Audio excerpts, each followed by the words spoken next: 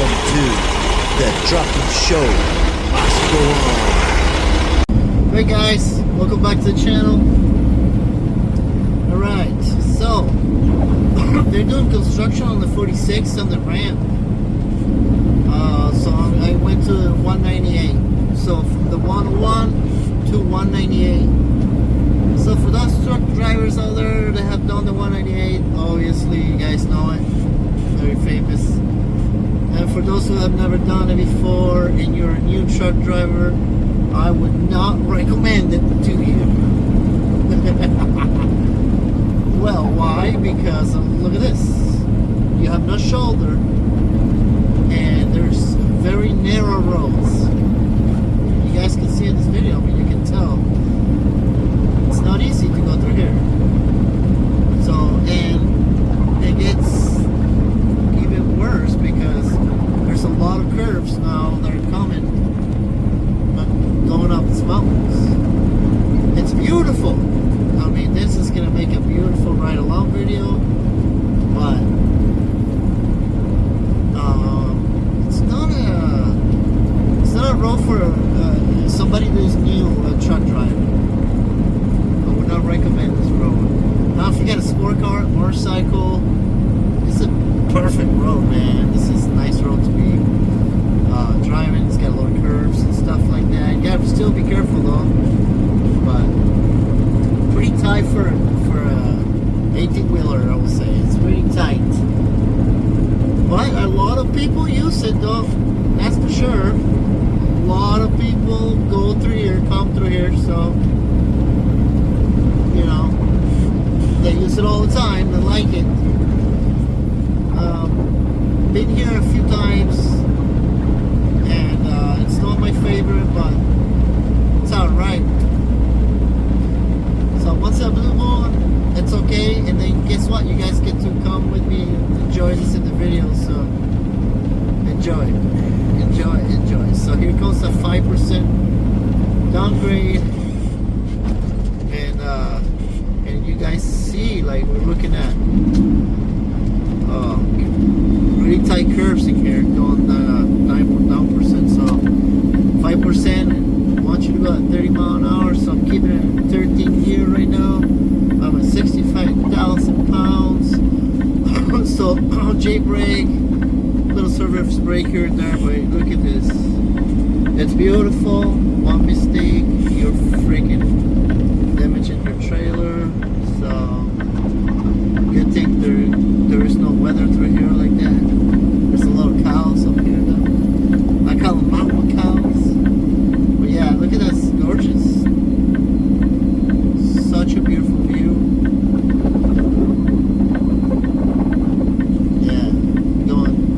I'm going 28 miles an hour. Can't go faster than that because see how tight this curves are? Check it out. They're pretty tight. There's no shoulder, so you've got literally inches to fit this trailer in here. And you gotta be careful because if you see any other car coming, you know, I'm always looking at my tendons in the back, making sure that I'm not gonna be on their way, you know. So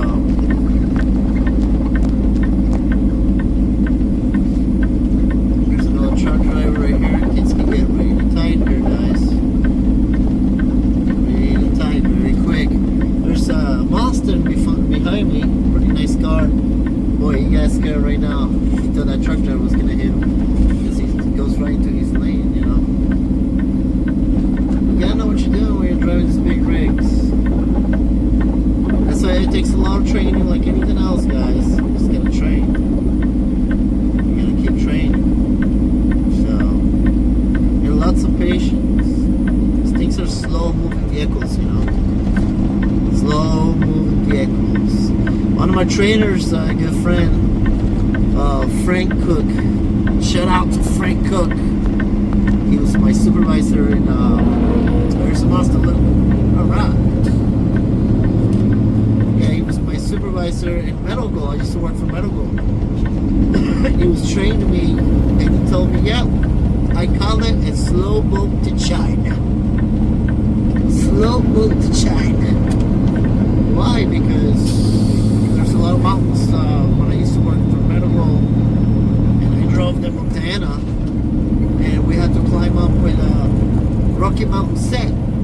came out and said is a 48 footer trailer with a 28 trailer above in the back. So it's a double, right? It's got a dolly or a conveyor that attaches to the other trailer. So you pull in 2 trailers now. And when you gotta go up in the mountains with 118,000 pounds, we did 118,000 worth of milk. Already in the milk crates and everything, all bottled up. And we deliver at Walmart. And yeah. It was a slow boat to China for sure. So yeah, man. It's the same way over here. Look, I'm going 27 climbing up, and I'm going 27 miles per hour. I'm heavy, 65,000. And I got the pedal to the floor, guys.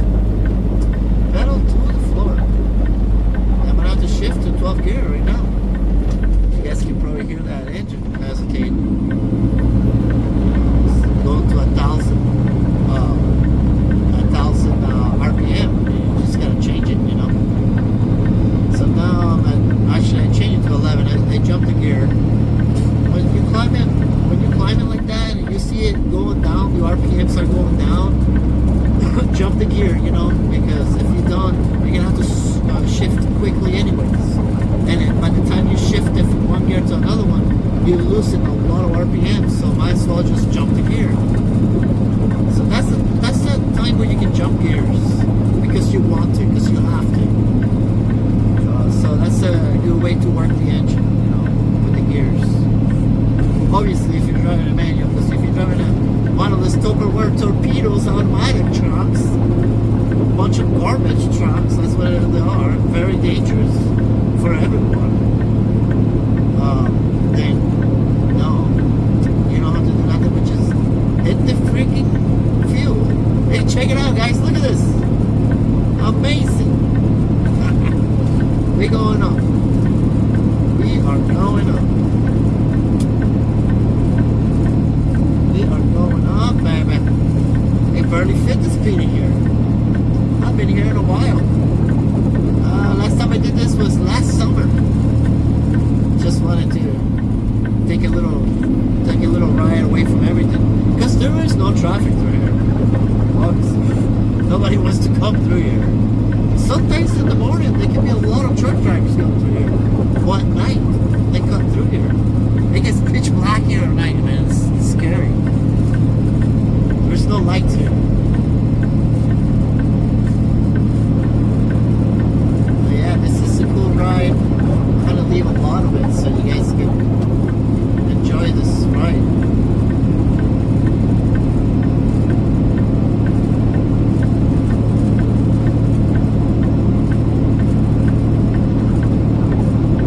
These videos I'm doing, they're long because they're ride-along videos. They're not just like, oh, day in the life. You know, I think I put one of the titles, day in the life, but, well, maybe I didn't. I don't remember now. I think it was one of the hashtags. But this is a ride-along video, basically. I'm showing you what I do, but you're riding along with me, so sit down, get some snacks, get some coffee. You know, let's say you're not doing anything or you want to watch something different, real. Come right along with me, you know. Now, you don't have enough time because you're busy at work. And, you know, you can watch my shorts. They're really cool. Or you can just fast forward this part all the way to the next bar, so you don't have to watch the whole drive. You can watch parts of it. That's the beauty about YouTube, right? But I tell you what, man, the way to enjoy this is to like literally say, well, I get a couple hours of my day. I don't know what to watch. I like watching road trips. Let me put it on my big screen and watch a big Peterbilt. Long nose Peterbilt going off the hill. Highway 198, California. 198, guys. And come and enjoy this. If you're a retired person, you don't have nothing else to do, come and watch this. And then, you know what? Share it. Share it to your friends and family. And your neighbors. Like, hey, man, you want to watch something you're bored? Watch this guy. Watch this. It's nice, right? I tell you what, though, this is very relaxing for me.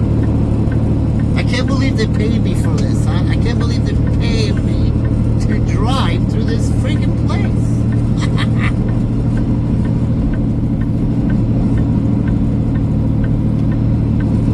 Very relaxing. For me, it is relaxing because I've been driving for 7 years now. So I'm used to it. This truck is literally an extension of my body, you know. I know the dimensions very well, so I consider myself a responsible driver, you know. So it's okay, but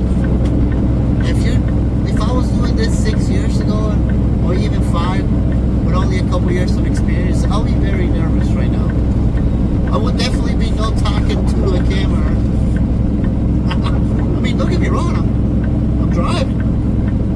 I'm just talking, like if you were my passenger. It's actually better, because I don't have to keep looking to the right to talk to you. I'm just driving and talking, looking at the windshield. So, there comes another truck, look at that. Nice tanker. He's in a hurry. See, a lot of these tankers, or even like this, the skateboarders. The skateboarders, we call they're the flatbed truck drivers. They're lower because their weight, you know, is down there, you know, so they're more low gravity. And going through these mountains and these curves like this, it's a lot easier for them.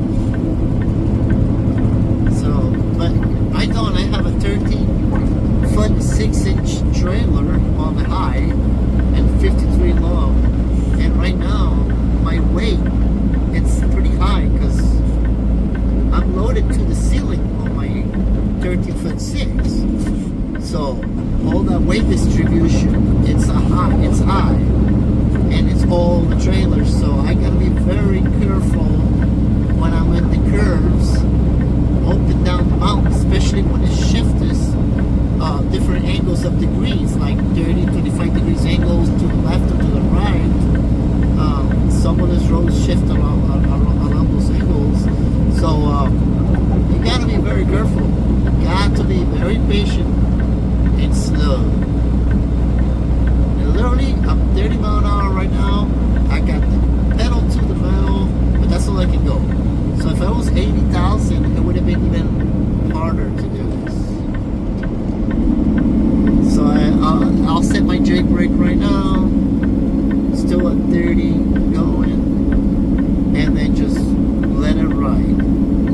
So you always gotta set the gear that you want, and then set the Jake brake. I got it all full right now. I'm going still 30 miles an hour. Now if you see the sign that's coming, it's gonna say 40 miles an hour. Let this guy go, right? This is the thing, guys. I'm not gonna pay attention to the sign that says 40, because I'm not driving a pickup truck like that guy that just passed me. I'm driving an 18-wheeler that has got, like I said, high gravity weight, 13.6, at 65,000 pounds, with an articulated 53-foot trailer.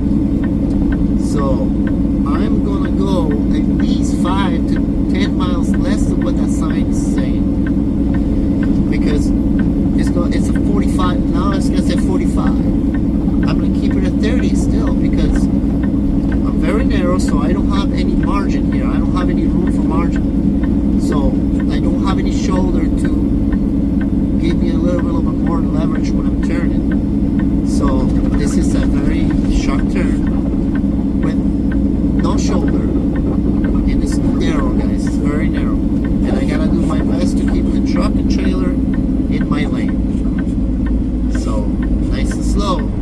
I'm not gonna go 45. Now, can I go 45? Of course I can. Can I go 80 mile an hour? Of course I can. Is it safe to do that? I don't think so.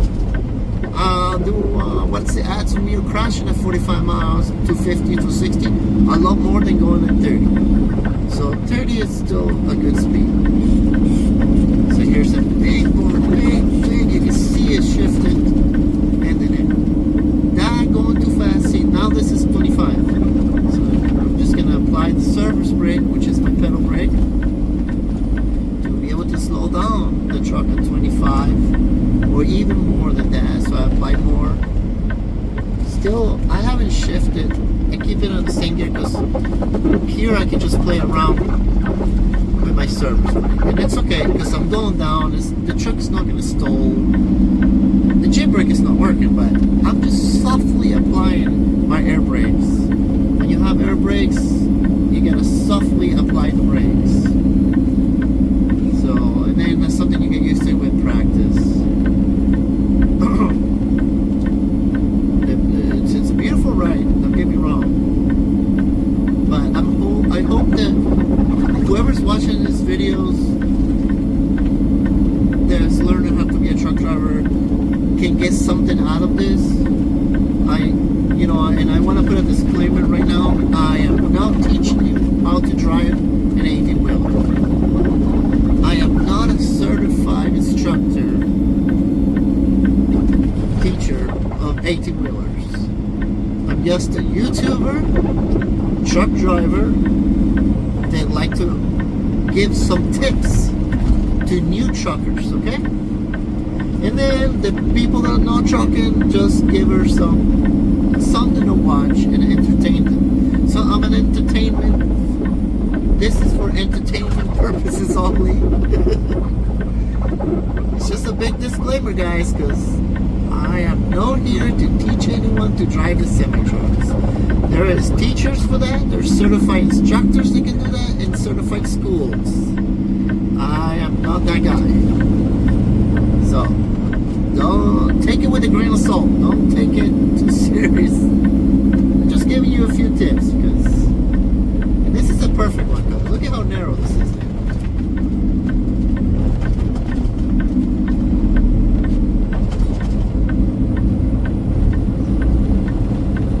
Pretty narrow, guys. Pretty narrow.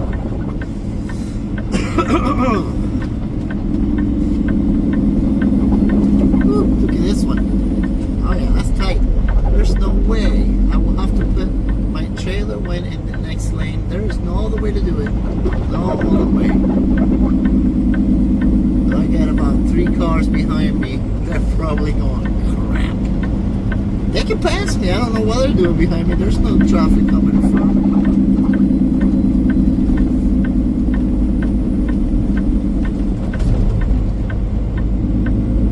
Gorgeous place though. I tell you, this camera doesn't do any justice to how gorgeous this place is. You're gonna have to somehow try to come over and drive it. Come over and drive 198 to experience it, because this is breathtaking. This is why I like to be a truck driver. See, this is where I love my job. This is what I love what to do. I love what to do, guys. I love this. And you heard this before. One man say, if you love what you do for a living, then you can't call it a job. You can't call it work. And I love this. I really do. It's so much fun. I remember as a kid going on road trips with my dad and my mom, and whenever we had time to do it. We didn't do too many, but it was everything for me. We would go on vacation to like the beach, and we'd go camping at the beach. It's so cool, and we would go through the mountains.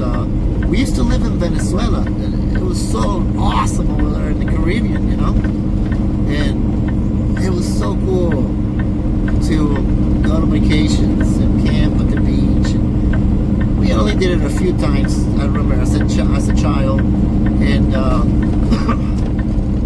the road trip was like 80% of the fun for me. I don't know if to my siblings, maybe not, but for me it was. My dad used to be a bus driver in Buenos Aires, Argentina. And when I was a little kid, a little baby, like a few years old, a toddler, he used to bring the bus home, and I still remember like holding onto that wheel. Like there was those big Mercedes, you know, from the 60s and 70s. Some of them didn't even have they had mechanical gearboxes for the steering wheel. So yeah, big steering wheels, you know, those old school buses. Check it out, Google Argentinian buses back in the 70s. They're so cool. And my dad used to drive those, and he always told me how crazy I got every time I got in one of them, you know. And I think I got bitten by the bug, you know, because, man, I love being behind these big rigs. I love it, you know. A bus is different than a truck like this, but, you know, it's still a big rig. I enjoy what I do. I really do.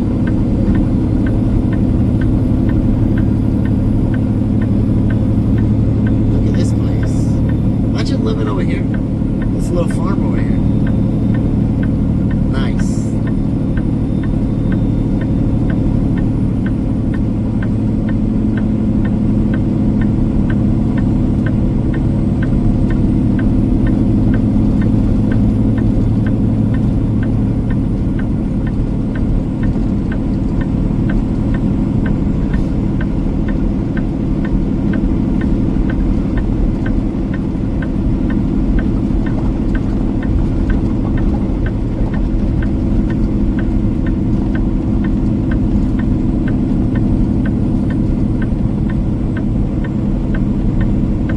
Alright guys, so I'm gonna cut it here real quick, and there's more to film later on.